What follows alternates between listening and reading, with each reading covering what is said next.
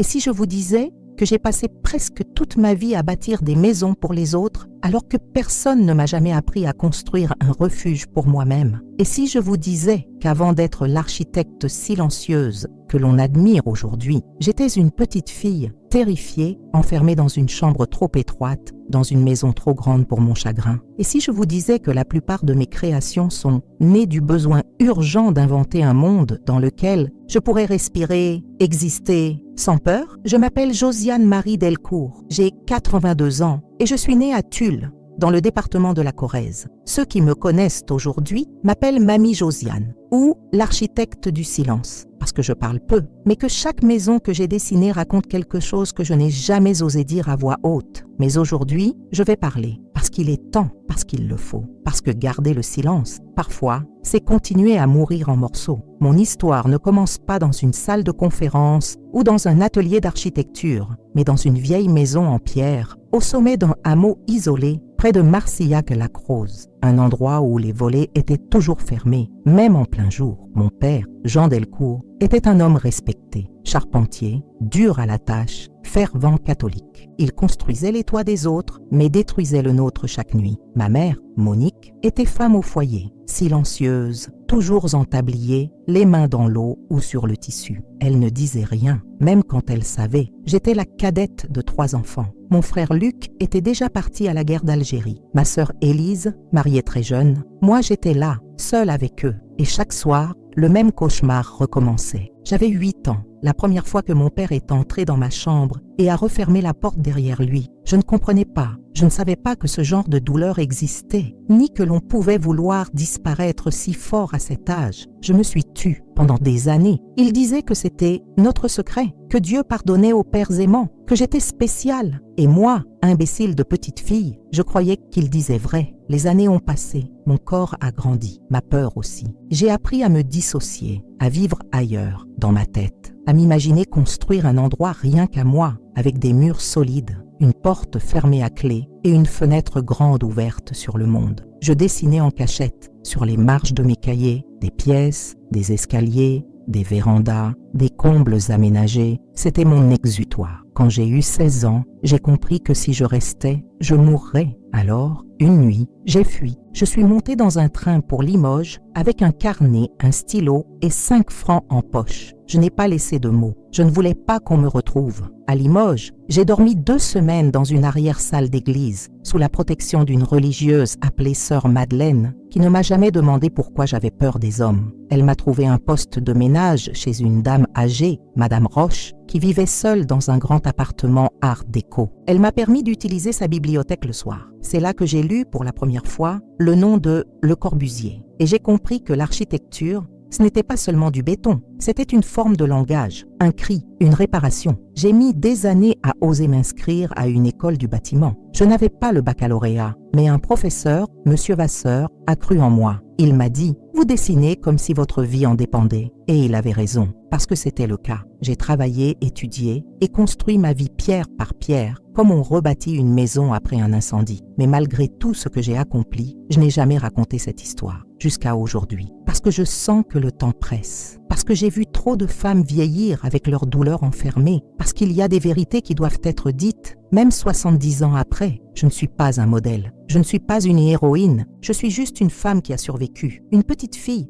qui n'a jamais cessé de rêver d'un endroit sûr. Et si cette vidéo peut toucher ne serait-ce qu'une personne, lui rappeler qu'elle n'est pas seule, qu'elle a le droit de parler, qu'il n'est jamais trop tard pour construire autre chose, alors tout cela aura eu un sens. Si vous avez lu jusqu'ici, je vous invite à écrire en commentaire « Je mérite aussi un lieu à moi ». Et n'oubliez pas de vous abonner à cette chaîne, de partager cette histoire et de rester avec nous jusqu'au bout. Je me souviens parfaitement de cette nuit. J'avais 8 ans et quelques mois. Il faisait froid dans la chambre, malgré les lourds rideaux et le vieux poêle qui crachotait dans le couloir. Ma mère avait préparé une soupe aux poireaux que je n'avais pas pu finir. Mon père m'avait regardé de travers à table. Ce regard-là, je l'ai appris bien plus tard, n'était pas celui d'un père. C'était celui d'un prédateur. Quand il est entré dans ma chambre ce soir-là, je croyais qu'il venait me gronder pour la soupe. Mais il n'a rien dit. Il a fermé la porte doucement. Puis il a dit « Reste tranquille, Josiane. Tu es une bonne fille. » J'ai senti mon corps se crisper sans comprendre pourquoi. Il s'est assis au bord de mon lit. Sa main sentait le bois, la poussière et le vin.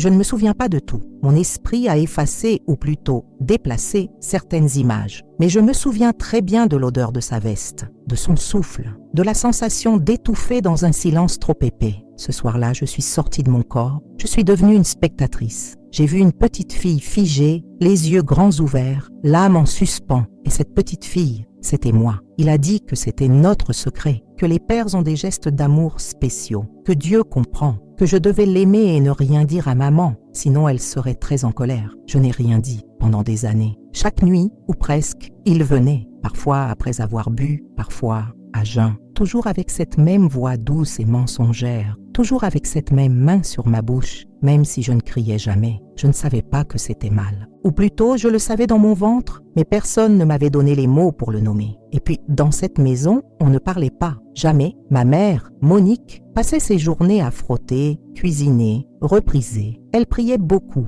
Elle allait à la messe chaque dimanche, souvent seule. Mon père disait que les hommes n'avaient pas besoin d'y aller, qu'ils priaient avec leurs mains. Quand elle rentrait, elle ne posait jamais de questions. Elle évitait mon regard. Je me suis souvent demandé si elle savait. Aujourd'hui, je n'ai plus de doute. Elle savait, mais elle ne voulait pas savoir. À l'école, j'étais une élève discrète, sage, trop sage. Je n'avais pas d'amis proches. J'évitais le contact physique. Je sursautais quand un adulte m'approchait. Ma maîtresse, Madame Léger, avait un jour demandé à ma mère si tout allait bien à la maison. J'avais 7 ans. Le lendemain, mon père m'a tiré par les cheveux dans la grange. Il m'a soufflé à l'oreille. « Tu n'as pas intérêt à refaire ça. » Puis il m'a frappé. Pas trop fort, juste assez pour que je comprenne. Je n'ai plus jamais parlé à l'école. Mon refuge, c'était mon imaginaire. Les cahiers, les crayons, les heures passées à dessiner des maisons dans lesquelles je pouvais me cacher. Je créais des cachettes sous les escaliers, des fenêtres secrètes, des greniers avec des lucarnes. Je dessinais des serrures inviolables, des chambres insonorisées. C'était ma manière de respirer,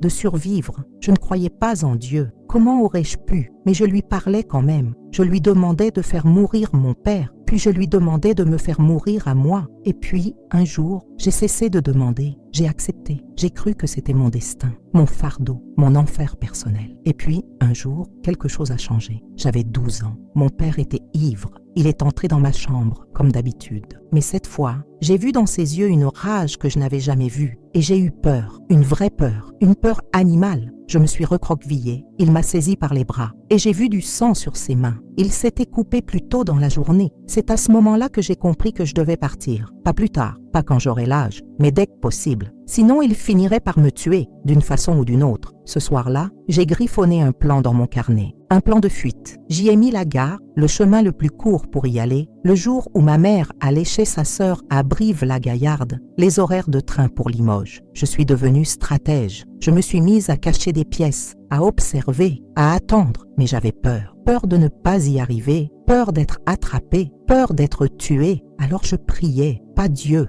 mais mes murs, mes dessins, mes maisons imaginaires. Et un jour, ce moment est arrivé. Je raconterai cela dans le prochain bloc. Mais si tu lis ceci, si tu ressens en toi une douleur ancienne, un souvenir trop lourd, écris en commentaire. Je n'étais qu'un enfant. Ce n'était pas ma faute. Parce que non, ce n'était pas ta faute. Ce n'est jamais la faute d'un enfant. Le matin du 14 avril 1957, j'avais 13 ans et demi. C'était un dimanche de Pâques. Le village entier s'apprêtait à se rendre à la messe comme chaque année. Ma mère avait enfilé sa robe noire à boutons nacrés. Elle portait son petit missel brodé qu'elle ne sortait que pour les grandes fêtes. Mon père, fidèle à lui-même, était resté dans le hangar à polir ses outils, un verre de vin à la main. Je me souviens de l'odeur du pain frais, du silence tendu dans la cuisine, des cloches de l'église au loin. Je me souviens aussi de mes mains qui tremblaient dans les poches de mon manteau, parce que je savais que ce jour-là serait différent. Je m'étais préparée. Pendant des semaines, j'avais caché quelques vêtements dans une vieille boîte à chaussures, enterrée derrière la grange. J'avais soigneusement plié mes dessins les plus précieux dans une pochette, avec un petit crayon à mine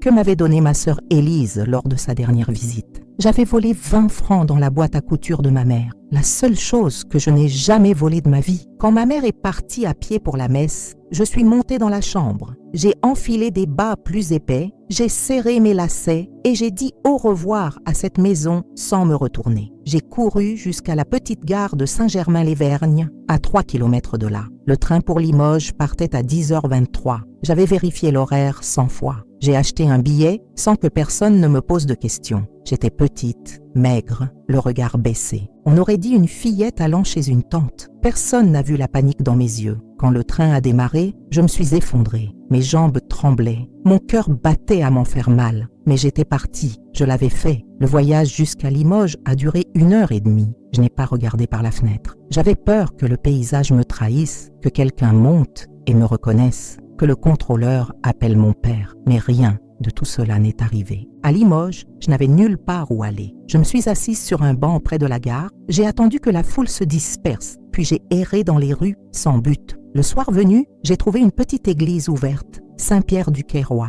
J'y suis entrée en tremblant. Il faisait frais à l'intérieur, une odeur de cire et d'humidité. Il n'y avait presque personne. C'est là que je l'ai vue pour la première fois. Sœur Madeleine, une femme d'une 60aine d'années, au visage sévère mais doux. Elle m'a regardé longuement, puis elle a dit « Tu n'as nulle part où dormir, n'est-ce pas ?» J'ai hoché la tête. Je n'ai pas pleuré. J'étais au-delà des larmes. Elle m'a prise par la main, sans poser de questions, et m'a conduite jusqu'à une petite annexe derrière l'église où vivaient 3 autres sœurs. On m'a donné une soupe chaude, une couverture et une couchette étroite dans une pièce vide. C'était la première nuit depuis des années où personne n'est entré dans ma chambre. Le lendemain matin, sœur Madeleine m'a posé une seule question. « Es-tu en danger si je contacte ta famille ?» J'ai dit oui. Elle n'a rien demandé de plus. Pendant 2 semaines, j'ai aidé à nettoyer, à cuisiner, à trier des livres. J'étais silencieuse, mais appliquée. Les sœurs ne parlaient pas beaucoup non plus. Il y avait entre nous une compréhension tacite. Un jour, Madame Roche, une veuve de Limoges, est venue déposer des vêtements pour les enfants de l'orphelinat. Elle m'a observé un long moment, puis elle a murmuré à sœur Madeleine « Elle est discrète, elle me rappelle ma fille. J'ai besoin d'aide chez moi. »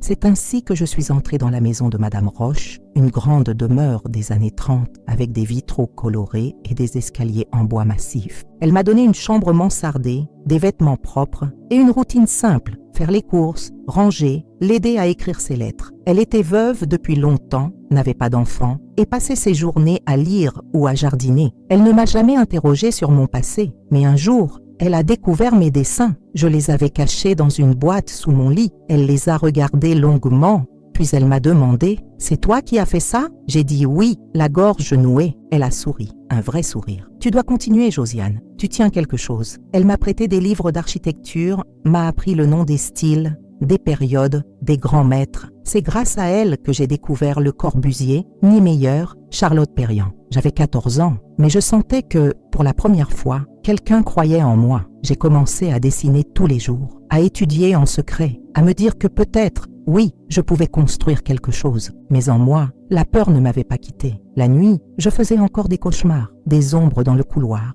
des pas lourds, une main sur ma bouche. Je dormais souvent la porte fermée à clé. Et quand je la laissais ouverte, je ne fermais pas les yeux. Je n'étais pas encore libre, pas vraiment, mais j'avais commencé un chemin. Et ce chemin, je l'ai continué avec acharnement. Je vous raconterai comment dans le prochain bloc. Mais si cette partie de mon histoire vous a touché, écrivez en commentaire. J'ai trouvé le courage de partir. Votre témoignage pourrait inspirer d'autres femmes à faire le premier pas. J'avais 15 ans lorsque j'ai posé pour la première fois le pied dans l'école d'art appliquée de Limoges. C'était une petite structure, modeste mais chaleureuse, avec des salles en pierre claire et une bibliothèque pleine de livres anciens aux pages cornées. Madame Roche m'avait aidé à m'inscrire à un programme de dessin technique en tant qu'élève libre. Officiellement, je n'avais pas de diplôme, pas de certificat, mais ils ont accepté de me tester. J'ai passé une semaine à dessiner des objets, des perspectives, des plans, des silhouettes. Mon cœur battait chaque fois que je rendais un travail. J'avais peur d'être démasquée, renvoyée, rejetée. Mais un homme, Monsieur Hurel, professeur de géométrie descriptive, m'a regardé en silence avant de dire « Cette fille voit le monde autrement, on ne peut pas l'ignorer. » Et c'est ainsi que j'ai été acceptée. Je n'avais pas d'amis, je restais à l'écart. Les autres élèves venaient de familles aisées, parlaient fort, plaisantaient entre eux. Moi, je venais d'un monde de silence. J'avais du mal à regarder dans les yeux. J'écrivais petit, je mangeais seule, je souriais rarement. Mais j'étais la première à arriver, la dernière à partir. Et mes dessins parlaient à ma place. À 16 ans, j'avais déjà élaboré des croquis complets de maisons que j'imaginais dans les collines corréziennes. Des maisons avec des puits de lumière, des espaces pour respirer, des murs qui protègent mais ne blessent pas. J'inventais des formes que je ne savais même pas encore nommer. Mais la nuit, mon passé me rattrapait. Je rêvais encore de mon père. pas toujours sous sa forme réelle. Parfois, il apparaissait comme une ombre sans visage, parfois comme une voix dans les murs. Je me réveillais en sueur, incapable de respirer. J'enfonçais mes ongles dans les draps pour me rappeler que j'étais ailleurs, que j'étais libre. Mais la liberté, je l'ai appris, n'est pas qu'une affaire de géographie. C'est un travail intérieur. Et ce travail-là, je n'en étais qu'au début. À 17 ans, j'ai passé un concours régional pour intégrer une école d'architecture à Bordeaux. Je n'en avais parlé à personne. J'avais peur que dire mon rêve le fasse s'évanouir. J'ai pris le train avec mes économies. J'ai dormi sur un banc la veille de l'examen. J'ai passé les épreuves le ventre vide, mais le cœur brûlant. Un mois plus tard, j'ai reçu une lettre signée à la main, une acceptation. Je suis retournée voir Madame Roche en courant. Elle m'a serré dans ses bras. C'était la première étreinte sincère que j'ai reçue depuis mon enfance. Elle m'a dit « Va Josiane, va construire le monde ». Et je suis partie. À Bordeaux, tout était plus grand. Les rues, les gens, les attentes. L'école était impressionnante, les professeurs exigeants. Mais je m'y suis jetée à corps perdu. J'apprenais tout le temps. Je copiais les plans des grands maîtres. Je passais mes nuits à la bibliothèque. Je posais 1000 questions. J'avais 20 ans quand j'ai remporté un prix interne pour un projet d'habitat rural accessible. Mon idée, des maisons modulables en bois et terre crue, construites en autogestion par des femmes seules avec enfants. Personne ne parlait encore d'éco-construction. Moi, je parlais de survie. Je voulais que d'autres femmes puissent avoir un lieu à elles, un espace inviolable. Un jour, un professeur m'a demandé « Pourquoi cette obsession pour la protection ?» J'ai souri sans répondre. Mais la vérité, c'est que je construisais ce que je n'avais jamais eu. C'est aussi à cette époque que j'ai rencontré Antoine, un étudiant en urbanisme.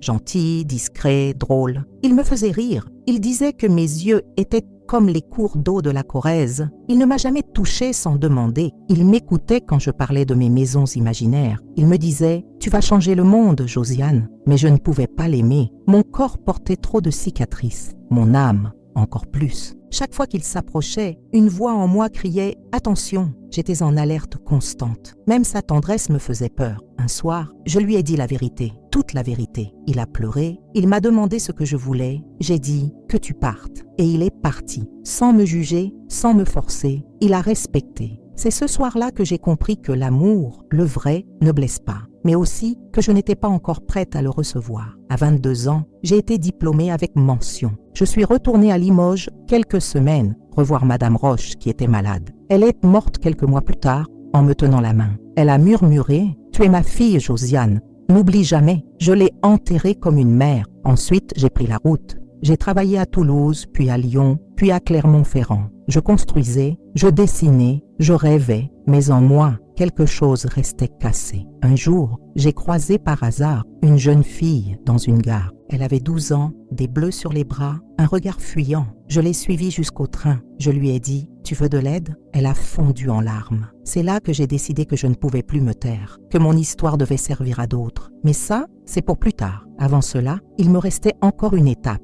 Retourner là où tout avait commencé. Mais si tu es arrivé jusqu'ici, si quelque chose a vibré en toi, écris en commentaire. Je construis ma vie, pierre par pierre. Ta voix compte. Ta vérité mérite d'être entendue. J'avais 25 ans lorsque je suis retournée dans mon village natal, Saint-Jalles, en Corrèze. Le train avançait lentement, comme si le passé pesait sur les rails. Chaque mètre parcouru ravivait une vieille douleur. Je n'étais pas retournée là-bas depuis ma fuite. 12 ans plus tôt. Je savais que mes parents y vivaient encore. Je savais que ma sœur Élise était partie à Paris et je savais que personne ne m'attendait. Mais quelque chose en moi disait « Il est temps ». Je voulais revoir la maison, celle qui avait été à la fois mon berceau et ma prison, celle dont les murs avaient tout vu, tout entendu. Je suis descendue à la petite gare de Saint-Jalles, à peine changée, une vieille affiche déchirée, une cabine téléphonique rouillée, un banc couvert de mousse. J'ai marché jusqu'au village. Mes jambes tremblaient. Mon cœur battait plus vite que jamais. En arrivant devant la maison, j'ai été frappée par le silence. Le portail en bois pendait de travers. Les volets étaient clos. L'herbe montait jusqu'aux genoux. Tout était gris, sale, figé. Je me suis approchée. La porte n'était pas fermée à clé. Je l'ai poussée. Une odeur de renfermé, de moisissure, de vie arrêtée. J'ai fait un pas, puis un autre. Les meubles étaient les mêmes. Le vieux buffet, la nappe en dentelle jaunie, le crucifix au mur. J'ai passé la main sur la table de la cuisine. Des miettes, de la poussière, du passé. J'ai monté l'escalier. Chaque marche grinçait comme une plainte. je suis entrée dans ma vieille chambre. Tout était resté à sa place. Mon lit, mon miroir fêlé, ma commode en pin. Même la petite étoile de carton que j'avais collée au plafond brillait encore faiblement. Et soudain, j'ai senti mon corps se figer, comme si j'avais à nouveau 13 ans. Je me suis assise sur le lit et j'ai pleuré, longtemps, sans retenue, comme une enfant. Je suis restée là, des heures, à respirer cette douleur ancienne, à laisser les souvenirs m'assaillir, les cris, les silences, les portes qui claquent, les pas dans le couloir. Quand le soleil s'est couché, j'ai allumé la lumière et j'ai vu, sur le mur du couloir, une tache sombre que je reconnaissais, mon sang. J'avais oublié. Cette nuit-là, à mes 13 ans, j'avais heurté le mur en fuyant mon père. Mon front avait saigné et j'avais couvert la trace avec un vieux foulard. Elle était toujours là. Je suis descendue. Dans le salon, j'ai trouvé une boîte de vieilles photos.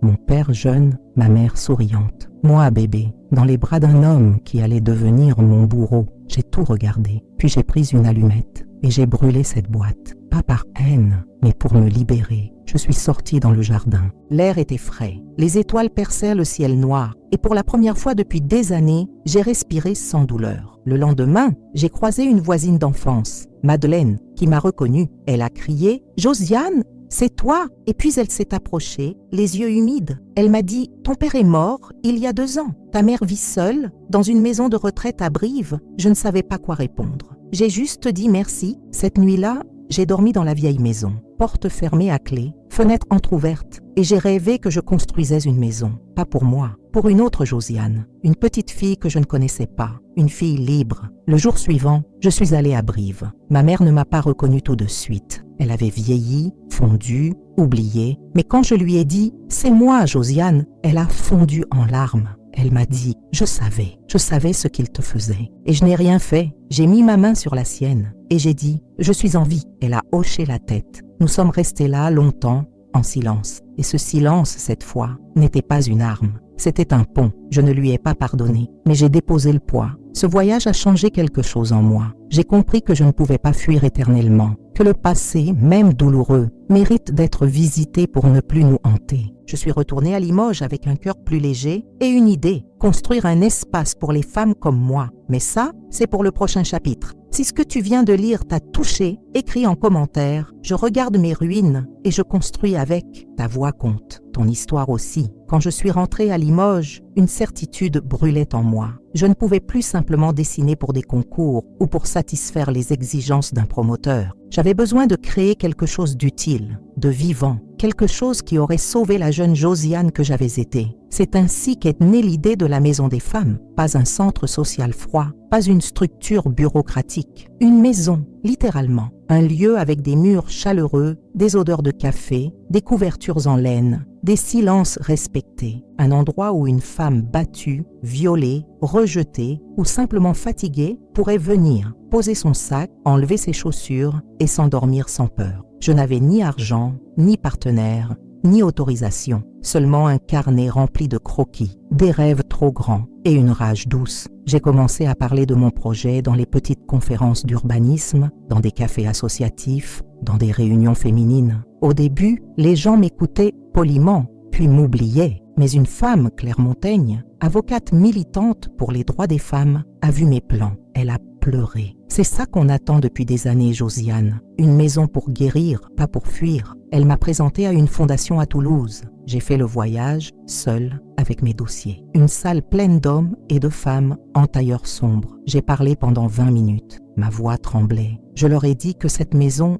je ne l'inventais pas. Je la rappelais à moi. 3 semaines plus tard, j'ai reçu une enveloppe. Financement accepté, j'avais 28 ans. J'ai loué un vieux bâtiment en périphérie de Limoges, une ancienne école maternelle abandonnée, murs décrépits, fenêtres cassées, sol humide. Mais je voyais déjà les lits, les tapis, les rideaux. Je dessinais la lumière avant de réparer les tuiles. Avec un petit groupe de femmes bénévoles, on a tout nettoyé. On a peint, poncé, réparé. Certaines d'entre elles étaient elles-mêmes rescapées de violences. On parlait peu, mais chaque geste était un mot. Chaque clou enfonçait une cicatrice qu'on osait toucher. En 6 mois, la Maison des Femmes de Limoges a ouvert ses portes. La première nuit, une femme est arrivée, Lucie, 22 ans, le bras en écharpe, les yeux hagards. Elle n'a pas parlé. Elle s'est endormie sur un fauteuil dans le salon. Quand je me suis levée à 3 heures du matin, elle dormait encore et elle souriait, un sourire de paix. J'ai pleuré. Puis d'autres sont venus. Sophie, battue par son frère. Mina, chassée de chez elle après avoir dit qu'elle était enceinte. Élodie, 70 ans,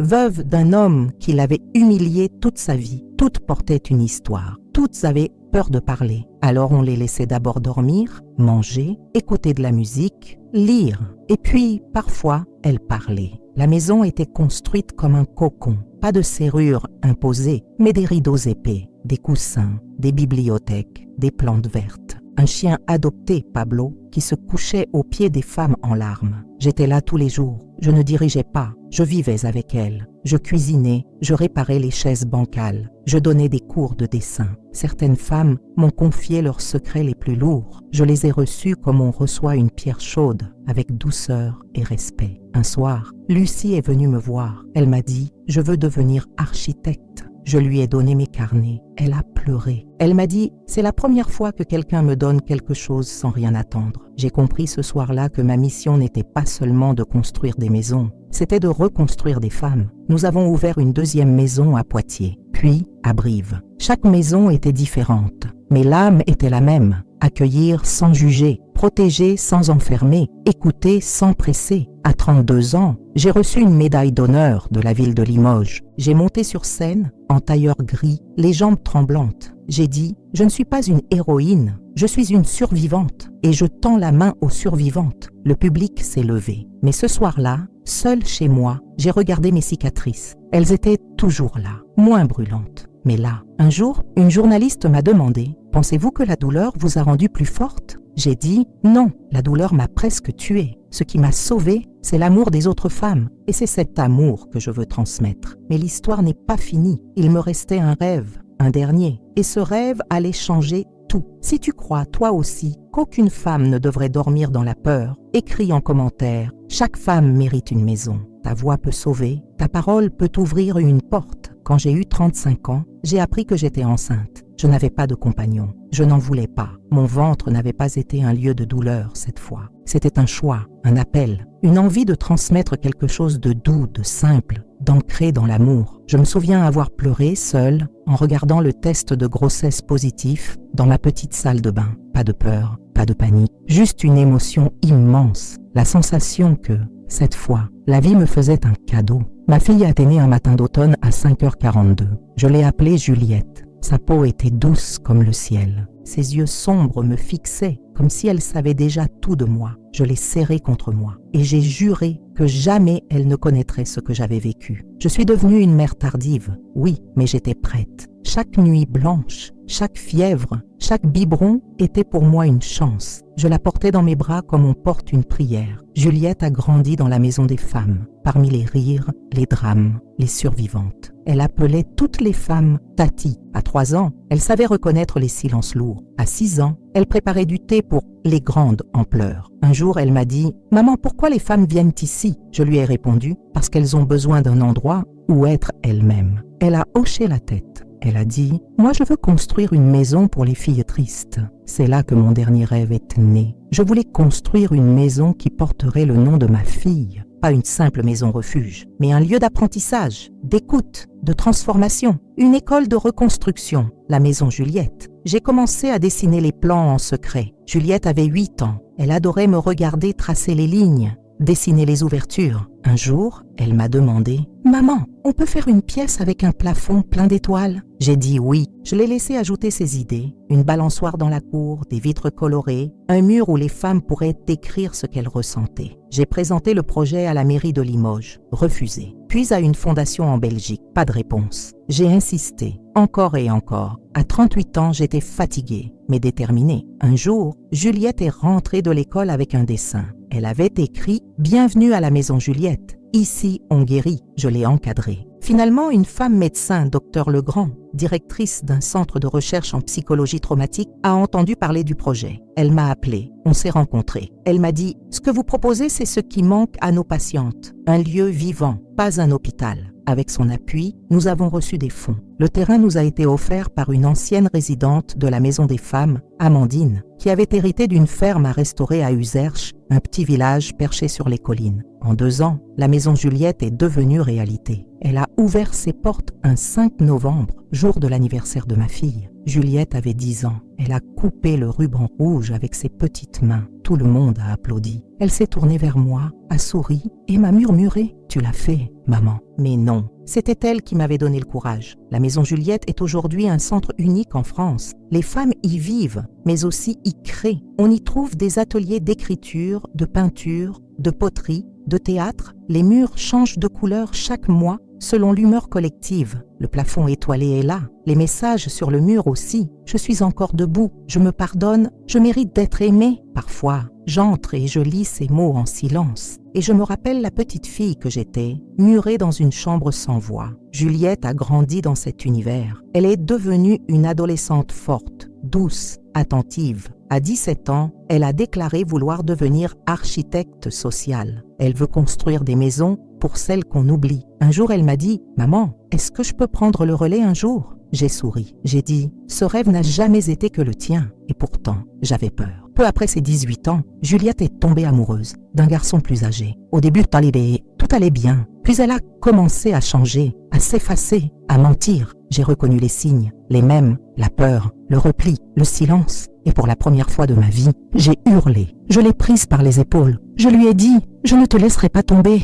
Tu n'as rien fait de mal. Ce n'est pas toi qui es coupable. » Elle a pleuré dans mes bras. Elle m'a dit « Je ne voulais pas que tu sois déçue. » J'ai compris à cet instant que même les mères les plus vigilantes ne peuvent pas tout empêcher. Mais nous pouvons être là, présentes, fermes, aimantes. Juliette est sortie de cette relation toxique. Elle a fait une thérapie. Elle a repris ses études. Et un jour, elle m'a dit « Je veux faire de la Maison Juliette un réseau dans toute la France. » C'est là que j'ai su. Mon dernier rêve était entre de bonnes mains. Si tu crois que nos enfants peuvent continuer ce que nous avons commencé, écris en commentaire. Je construis pour celles qui viendront après moi. Ta parole compte, elle inspire, elle transmet. J'avais 64 ans le soir, où j'ai compris que je ne voulais plus survivre. Je voulais vivre. Pendant des décennies, j'avais porté des couronnes invisibles. On me félicitait, on me remerciait, on me décorait, mais personne ne voyait le gouffre intérieur, le vide que la reconnaissance ne remplissait jamais. Même entouré d'amour, même fier de mes projets, il restait un silence, un coin sombre, une pièce fermée à clé au fond de moi. C'était un soir d'hiver. Le chauffage était en panne à la Maison Juliette. J'avais décidé d'y passer la nuit avec 2 résidentes pour ne pas les laisser seules. Nous avions allumé la cheminée, préparé du chocolat chaud et nous nous étions allongés dans le salon sur des matelas. Camille, l'une des résidentes, m'a demandé « Tu dors parfois paisiblement, Josiane ?» Je suis restée figée. La vérité, c'est que je ne dormais jamais bien. Chaque nuit, mes rêves me ramenaient à des murs sales, à une voix de colère, à des doigts sales qui s'approchaient trop près, mais je n'avais jamais osé le dire. Alors j'ai répondu « Pas souvent ». Elle m'a regardée avec douceur et elle a dit « Moi non plus ». On est resté silencieuse, puis elle a posé sa main sur la mienne. Et pour la première fois, j'ai parlé, pas comme une conférencière, pas comme une fondatrice, comme une femme brisée. Je lui ai raconté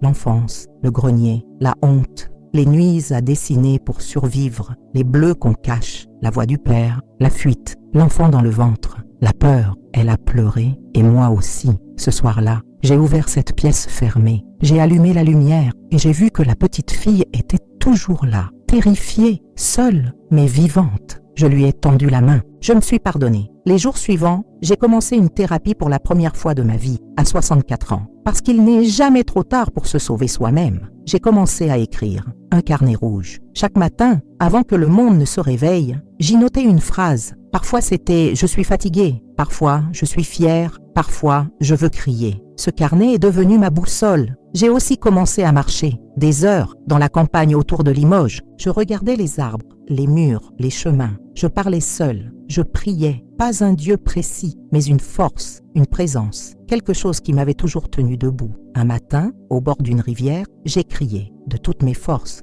J'ai crié pour la Josiane de 8 ans, pour la Josiane de 15 ans, pour celle de 25, 40, 60.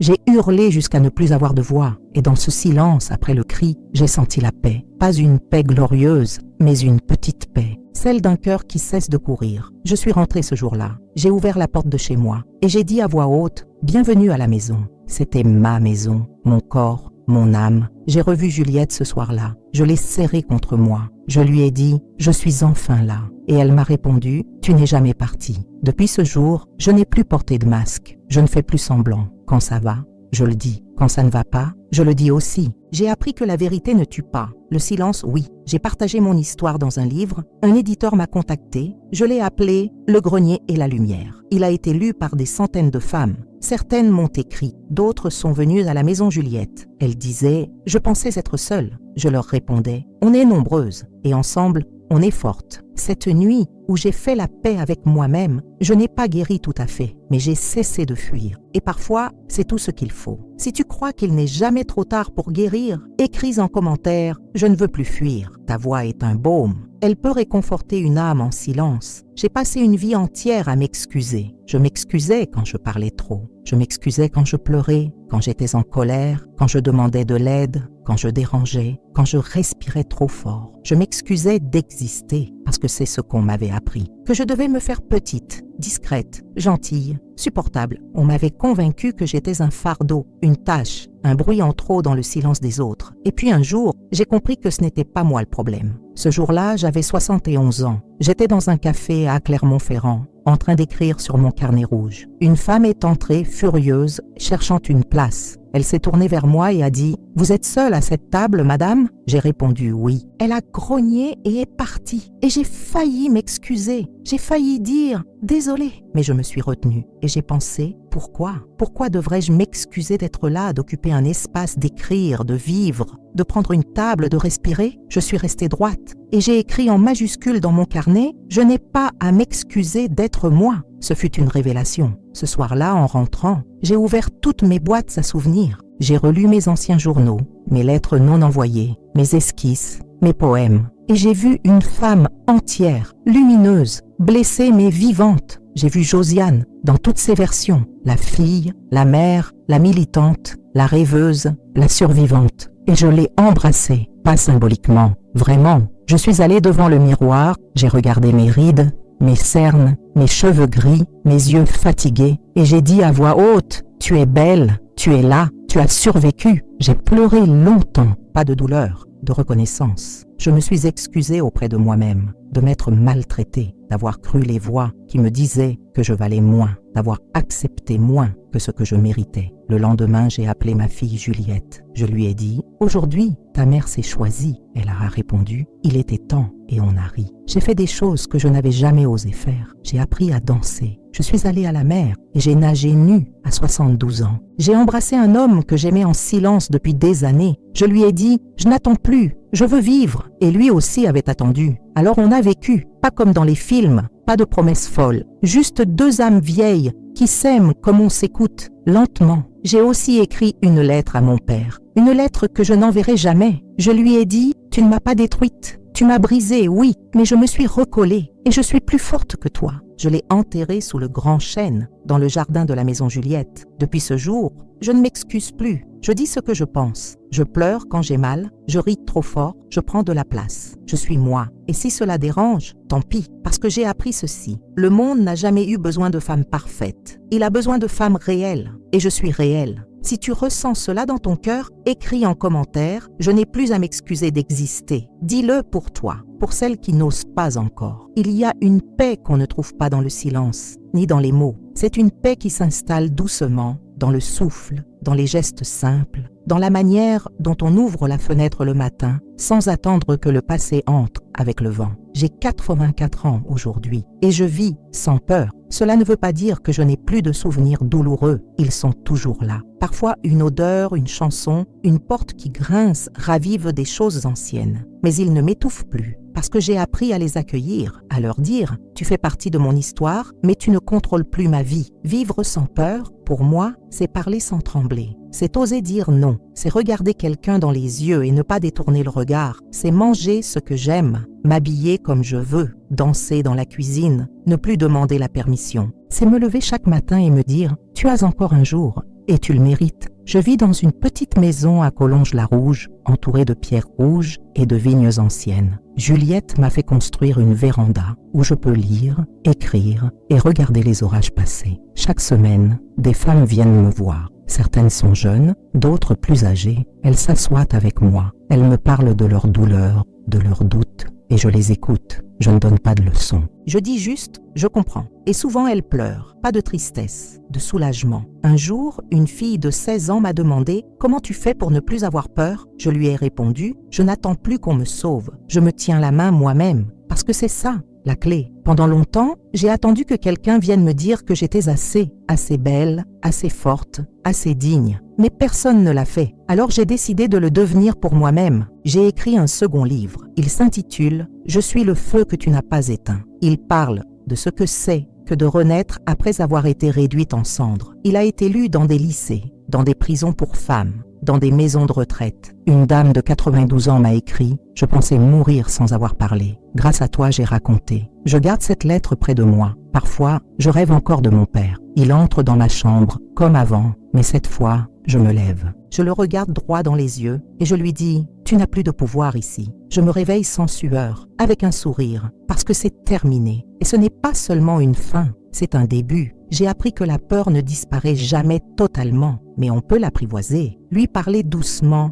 lui dire « Tu peux rester, mais tu ne conduis plus. » Et alors, la vie devient un peu plus vaste, un peu plus lumineuse. Je ne suis pas devenue une femme parfaite. Je suis devenue une femme en paix. Et cela suffit. À celles qui écoutent cette histoire, je dis, ce n'est pas trop tard. Il y a encore du temps. Tant que tu respires, tu peux choisir. Tu peux écrire la suite. Tu peux devenir la femme que tu avais peur d'être. Ne laisse pas ton passé écrire ton futur. Prends le stylo, crée ton récit. Et si tu crois qu'il est temps de vivre sans peur, écris en commentaire « Je mérite une vie sans peur ». Dis-le à voix haute, pour toi, pour toutes celles qui lisent en silence.